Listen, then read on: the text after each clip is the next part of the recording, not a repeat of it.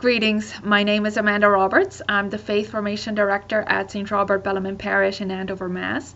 And in this clip, I'm going to review the Faith Formation Program, CCD, Religious Ed, PSR, whatever you may know it as. And just to add to the confusion, we refer to it as Generations of Faith, GOF for short. So in emails, bulletin announcement, mass announcements, if you see Generations of Faith, GOF, we're talking about religious education. So how does our program work? Well, it runs September through April or so, and we have 7 sessions in the course of that time. And each time we have a session, we offer it 4 times over the course of the weekend. So Friday evening, 5:30 to 8:30, Sunday afternoon, 12:30 to 3:30, Sunday evening, 5 to 8, and Monday, 5 to 8. You would come just once. And obviously they're a little bit longer than your weekly classes, but they are only once a month and everybody comes at the same time. So if you have multiple children, they all come together, so when you're here, there's children of all ages and their parents and adults. So we have 7 sessions offered 4 times over the course of the weekend. And when you register, you would register for 1 session for the year. So for example, you might register for the Friday evening sessions and come to those for the most part. Let's say in October you're not able to make it to the session, you could email back and say, check if there's availability at one of the other sessions, if you can make them. And if not, you can request a makeup work to do at home. For the program, we also ask that every participating family volunteer in some capacity, and there's lots of volunteer opportunities. There's opportunities that you can involve your children in as well if you're looking to do that. So we've had great kids that volunteer, say with the meal team or in other capacity, the high schoolers as well. So we tap into lots of different gifts and different times as well, so you could volunteer during the session, at home, and there's lots of things that you could do over the course of the year. So I'm sure you will find something that will work for you and your family. So that's one thing to know. The other thing to know is that for children in grades 1 through 5, we require parental attendance. So if you have a child in grades 1 through 5, you would have to come as well with them and participate with them. And the sessions are really designed for you to do that. So we do need you here, and you will be working with your child.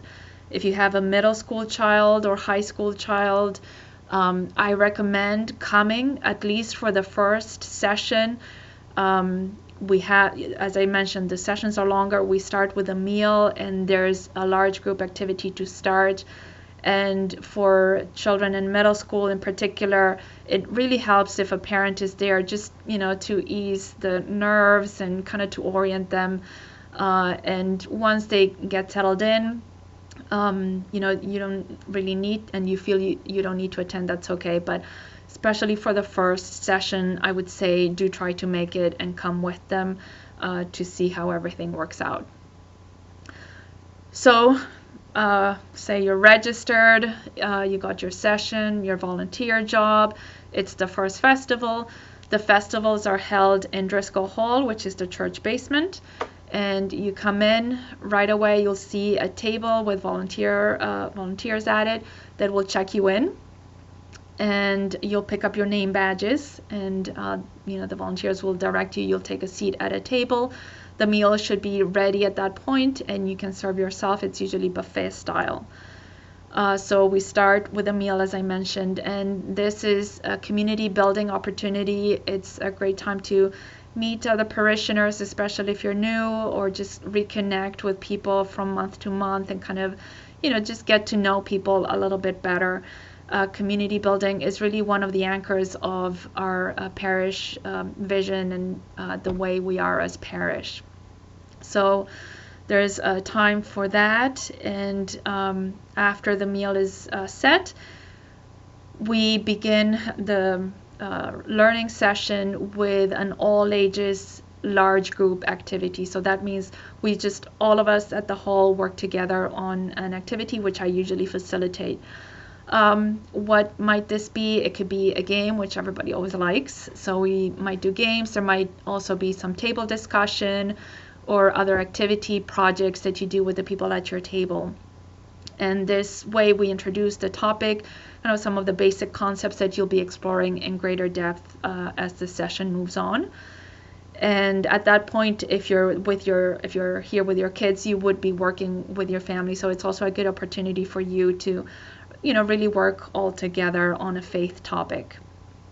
After the opening activity, we break up into our breakout groups. And depending on the month, these breakout groups might be by age or intergenerational.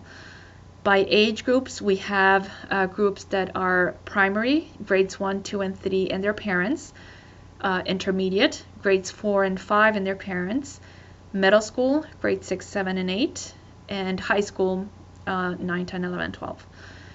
If you are here and have a child in primary and intermediate and it's just you should go with your primary age child.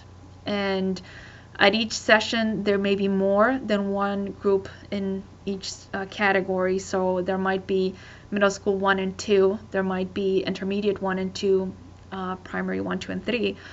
And the way you would know which subgroup you're in is check your name badge. Your name badge will have your name, and beneath your name it will say what breakout group you're in. So it might say primary 1, intermediate 2, middle school, depending on your child. And if you're the adult, it'll just say adult.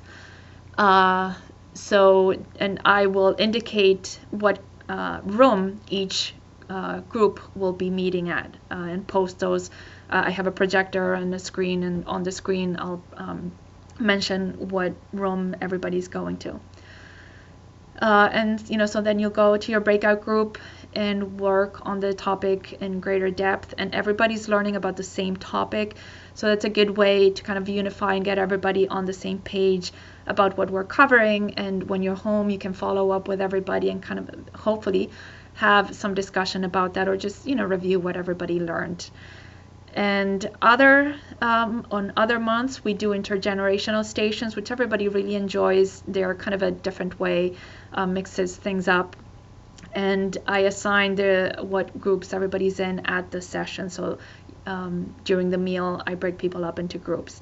And those times you go with a group that might have primary age children through high school, and it might be a group of 15 to 20 people, and you move from station to station altogether, and at each station there's a different activity and different focus on the topic that we're covering. So that's the way the program works, kind of a brief overview.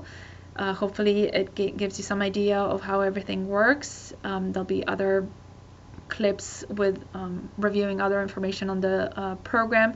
And of course, if you have any questions, you can contact me at the parish office. Thank you for viewing the clip. I hope it was helpful.